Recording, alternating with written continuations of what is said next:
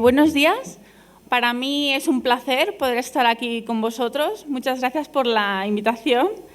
Y también me gusta mucho el sitio del Campus Madrid, no lo conocía y realmente es muy bonito. Yo quería darles una charla sobre inteligencia artificial en medicina, sexy y preparada para la acción. ¿Por qué este título y por qué sexy? Porque la ciencia de datos, según Harvard Business Review, es uno de los sexiest jobs, los trabajos más sexys del siglo XXI. Eso lo dijeron hace 2 años. Y cada año hacen un ranking de los trabajos más demandados y la data science y la ciencia de los datos siempre está en el top de los rankings. Es una cosa que está muy de moda. Y la medicina también es un campo donde nos impacta mucho en la sociedad y es muy relevante. Mi doctorado fue un doctorado un poco especial porque lo hice mientras trabajaba en una empresa. Estaba enmarcado dentro del proyecto de una empresa y me ofrecieron la posibilidad de hacer el doctorado sobre discapacidad de origen neurológico, sobre medicina, que era un campo que nunca antes me había pensado, o sea, siempre me había interesado mucho la ingeniería y nunca había pensado en trabajar en medicina, pero realmente trabajar con médicos, ver pacientes y ver todo el mundo de la medicina me impactó mucho y desde entonces continúo trabajando en este dominio. Entonces, mi charla está estructurada en 4 partes principales. La primera es una pequeña introducción. Después hablaré un poco la situación de la inteligencia artificial tanto en el contexto de la industria como un poco en el contexto de la academia, de las universidades. Y luego también voy a explicar un caso de uso, el caso de la inteligencia artificial aplicada a la discapacidad de origen neurológico. Y, finalmente, algunos retos y oportunidades de la inteligencia artificial. Si os piden qué es la inteligencia artificial, ¿qué responderíais? ¿Cuántos de aquí, si levantáis la mano, sabéis lo que es la inteligencia artificial? Bueno, bastantes. Bastantes. Bueno, la inteligencia es la capacidad de las máquinas para aprender y resolver problemas como los humanos, ¿no? Es dotarlas de esas capacidades cognitivas. Y parece que todo el mundo hace inteligencia artificial ahora. No sé si creo que fue este año, que la actriz Kristen Stewart de Crepúsculo publicó un artículo científico, fue coautora de un artículo sobre aplicar la inteligencia artificial en el arte.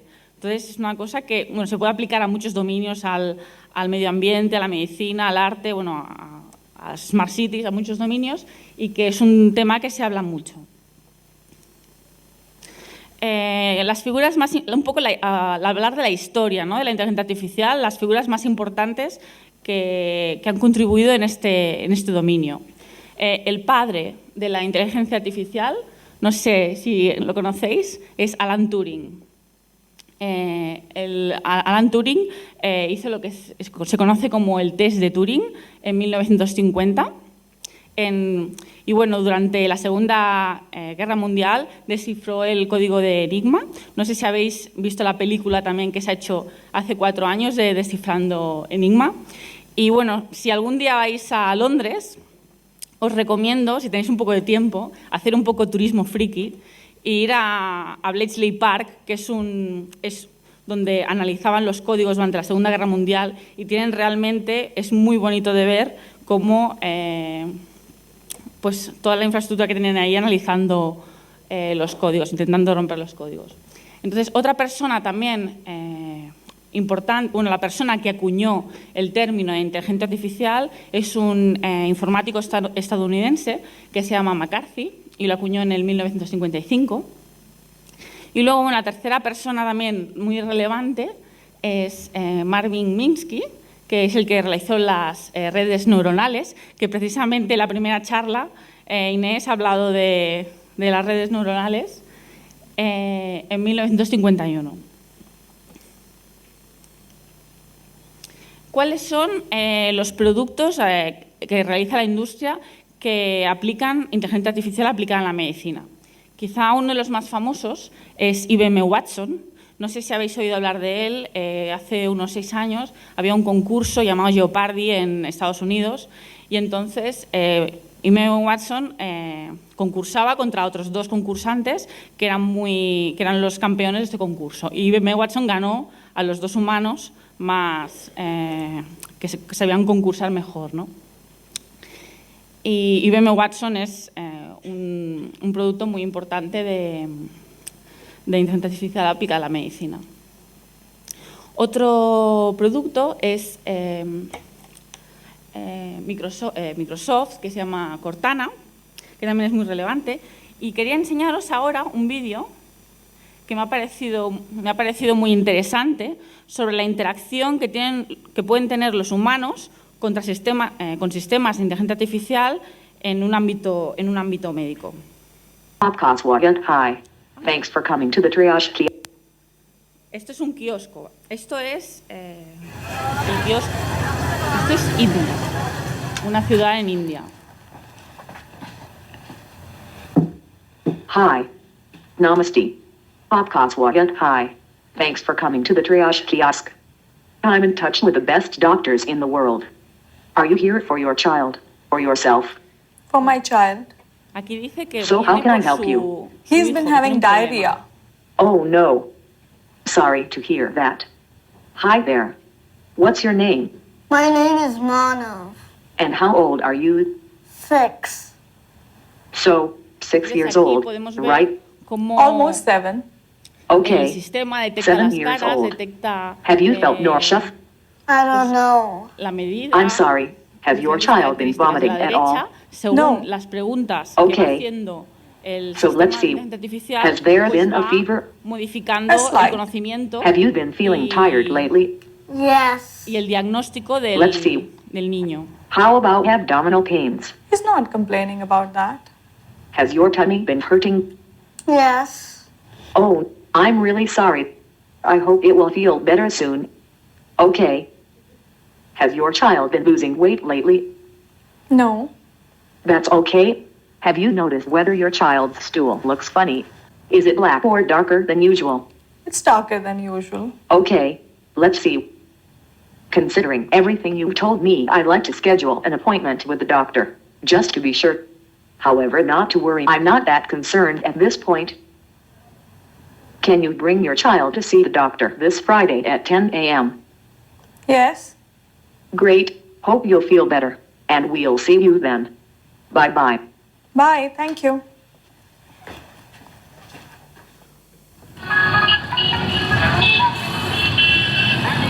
Bueno, básicamente ha dicho que era un problema grave, pero que igualmente fuese al doctor para que le haga el diagnóstico él.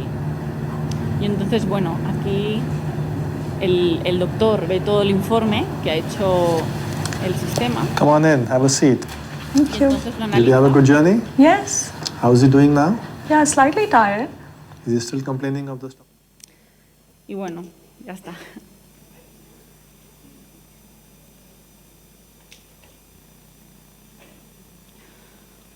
No sé, me parece un ejemplo interesante de cómo un ejemplo de cómo las personas los pacientes pueden beneficiarse de estos sistemas y de cómo los médicos también pueden utilizar estos sistemas. Otro ámbito de aplicación es, por ejemplo, la robótica aplicada a la medicina. Una empresa bastante relevante es iRobot. Quizá os suena, no sé si tenéis una Roomba en casa. Yo sí que la tengo, pero me gustan mucho todos los robots. Pero aquí podemos ver un robot que se ve de manera frontal, lateral y por detrás. Y en la derecha podemos ver el robot que parece como que es un médico y interactúa con el paciente. Otra iniciativa que también es muy relevante es Google DeepMind. Por ejemplo, Google ha establecido una alianza con el Centro Nacional, el National Health Service del Reino Unido. Entonces, Google también está trabajando en este campo. Otro caso que aplica inteligencia artificial a la medicina es Facebook. Desde el 2 de marzo de 2017, Facebook ha integrado en su aplicación detección de comportamientos suicidas, ¿no? Entonces, hay herramientas que le permiten definir lo que se llama sentiment analysis o análisis de sentimientos, que te dice la polaridad del mensaje. Normalmente la polaridad se define entre -1 y 1, -1 el máximo negativo, 0 si es neutro y 1 positivo. Y luego también está la subjetividad, que es la subjetividad, otro concepto importante de la subjetividad, que es la subjetividad del mensaje. Entonces, bueno, son cómo esas herramientas pueden ayudar a prevenir suicidios o otros problemas. Y finalmente, en el caso de las universidades, una universidad muy relevante en Estados Unidos que ha hecho investigación en inteligencia artificial es la Carnegie Mellon University. Y un informe que me ha parecido muy relevante de la Casa Blanca del 18 de octubre de 2016 es este pequeño gráfico donde dice que un sistema que sea un sistema muy sofisticado de inteligencia artificial puede tener un 7,5% de error. Un pathologist, un médico, tiene un 3,5% de error. Pero si juntamos un sistema de inteligencia artificial top y un pathologist, tenemos un 0,5% de error. Entonces, aquí se ve la importancia de combinar todo lo que es análisis de datos con expertos clínicos y en la interpretación de estos datos para sacarle partido. Bueno, ya que hemos contextualizado un poco la inteligencia artificial en el campo de la medicina, quería hablar un poco de un caso de uso, que es la discapacidad de origen neurológico. Según la Organización Mundial de la Salud, hace como un ranking de cuáles son las enfermedades que impactan en la sociedad, lo que se llama Global Burden of Disease. Y bueno, en el referente a las enfermedades neurológicas hay tres campos, ¿no? Está los trastornos depresivos unipolares, que es la tercera causa de muerte, la enfermedad cerebrovascular, que es la sexta, y los accidentes de tráfico, que son la novena. Entonces, la enfermedad de origen neurológico realmente es una enfermedad que impacta mucho en la sociedad y es muy relevante. Un problema que hay en los sistemas médicos es la interoperabilidad. Aquí podemos ver un mapa del mundo donde hay diferentes centros neurológicos. Podemos ver aquí, por ejemplo, cerca de Madrid, que está el Hospital Parapléjicos de Toledo, con el que he trabajado, y también en Badalona está el Institut Guttmann. Y bueno, hay otros centros como la Harvard Medical School o en Australia o en Londres.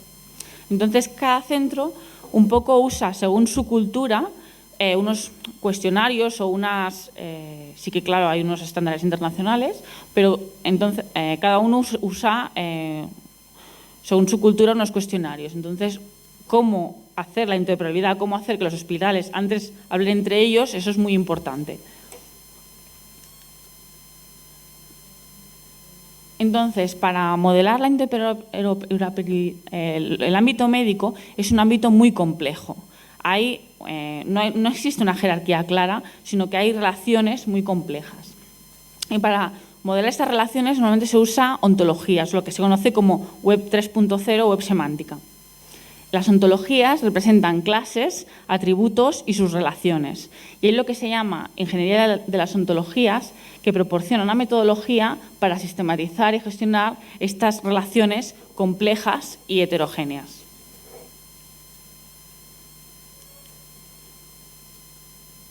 Otro reto que hay en la medicina es diseñar modelos de pronóstico que se usan para predecir el curso y el resultado de estas discapacidades.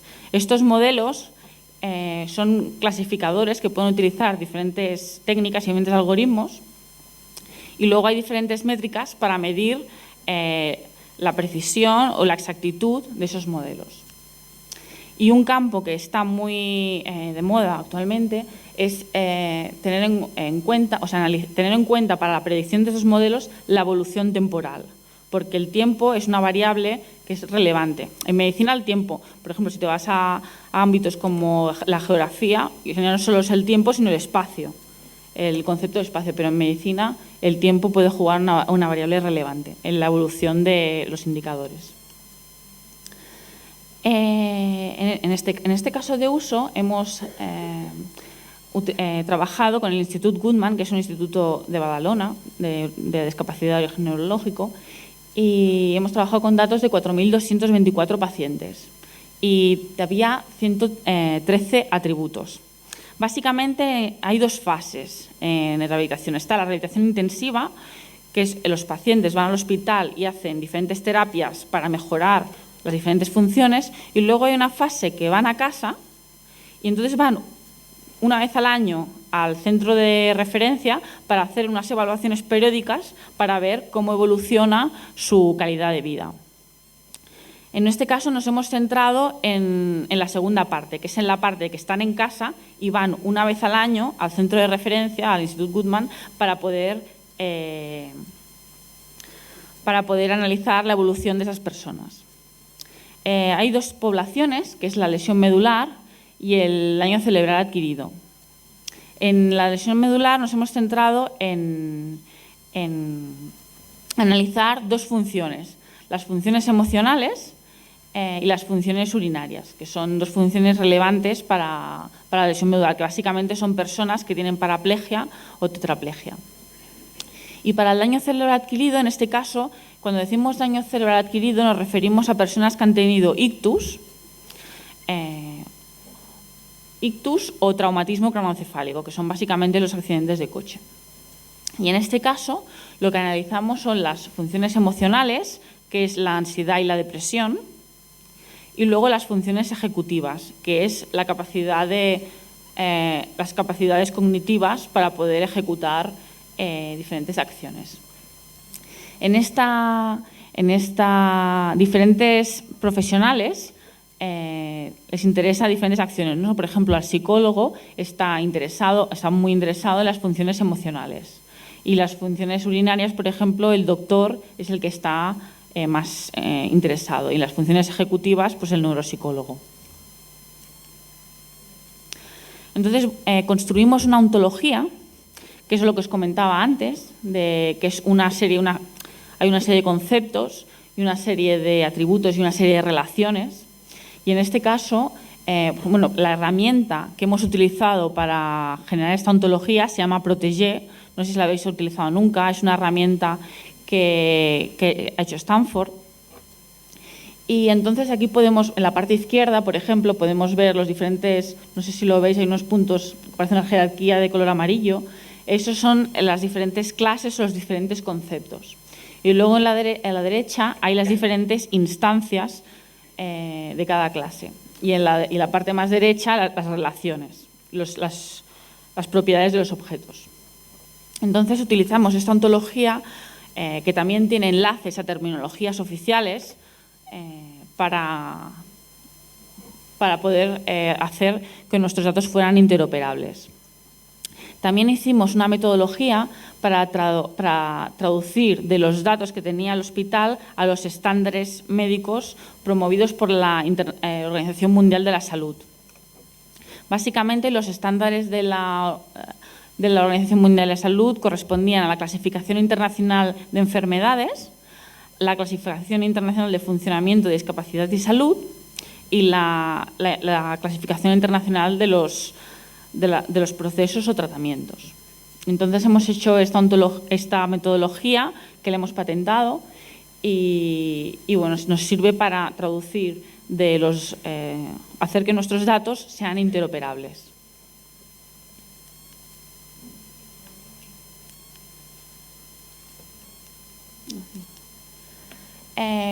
Por lo que en referente a la aplicación de los métodos de aprendizaje automático, como comentaba Inés en su presentación, se pueden aplicar diferentes modelos. En nuestro caso, bueno, lo que intentamos hacer en este caso es las funciones emocionales, y las funciones emocionales hay 5 clases, que es no tener deficiencia ligera, tener deficiencia moderada, tener deficiencia severa o tener deficiencia completa. Hay como estos 5 niveles cualitativos. Entonces, para esos 5 niveles obtenemos, para diferentes modelos de clasificación, hemos utilizado, por ejemplo, razonamiento basado en instancias, un método bayesiano, support vector machine y luego J48, que son unos árboles de decisión. Entonces, obtenemos diferentes métricas para evaluar la performance de este modelo, como pueden ser la accuracy, el precision, recall, que en medicina normalmente se llama sensitividad, la especificidad, y bueno, luego también se utiliza el mean absolute error, que es el error medio absoluto. Y bueno, en este caso hemos escogido la accuracy y el error como lo que queremos es minimizar el error y maximizar el accuracy. Entonces, hemos hecho 4 diferentes aproximaciones. La primera es la original, que hemos tenido en cuenta cada año como un caso. Luego, el estado previo, en el sentido de que intentamos predecir el estado de funciones emocionales del año siguiente, teniendo en cuenta el valor de este año. Luego, el largo plazo, en el sentido que intentamos predecir el año siguiente, el estado del año siguiente, teniendo en cuenta el estado inicial y el valor del año anterior al que queremos predecir. Y finalmente, los cambios de estado, que es tener en cuenta todos los cambios que ha habido en cada año. Y este es el caso que nos da mejor resultado, el de cambios de estado, de todos los 4 enfoques, y obtenemos una accuracy de 0,56 y un MAE de 0,63. Entonces, bueno, la última parte de la presentación es explicar un poco los retos y las oportunidades. En los retos de la inteligencia artificial, así como, por ejemplo, en el diseño, cuando en el diseño web hay unas guías, unas best practices claras de cuáles son los pasos que hay que seguir o las recomendaciones que hay que utilizar, en la inteligencia artificial no hay de momento esas guías. Sí que hay iniciativas, pero no existen. Entonces, bueno, y en medicina, entonces estas guías, estas best practices, serían muy importantes de realizar. Luego también en medicina, no sé si alguno por aquí es médico, pero en medicina, no sé si conocéis quién es este señor, es Hipócrates. Los médicos, cuando acaban la carrera, hacen el juramento hipocrático, ¿no? Que es una serie de criterios éticos que hay que cumplir. Entonces, quizá las máquinas, ¿no?, en inteligencia artificial deberían también tener un tipo de juramento hipocrático parecido, ¿no? Es decir, estas recomendaciones pues hay que seguirlas. Aquí a la derecha tenemos un robot que parece el pensador de Rodin, la escultura, que un poco es eso, ¿no?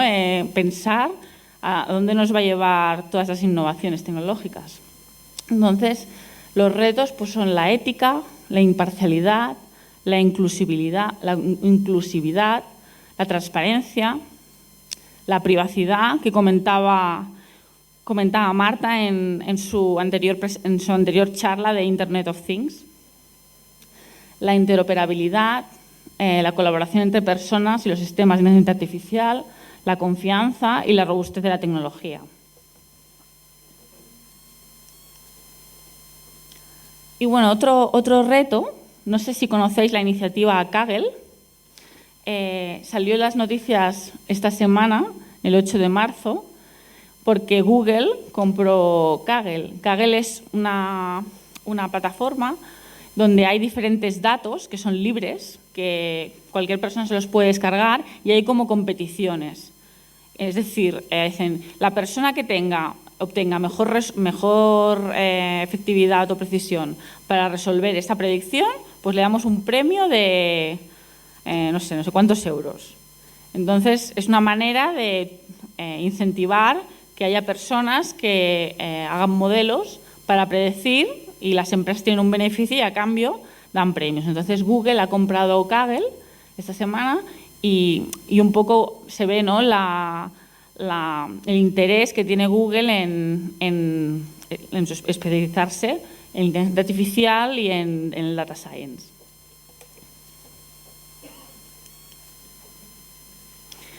Y finalmente, las oportunidades.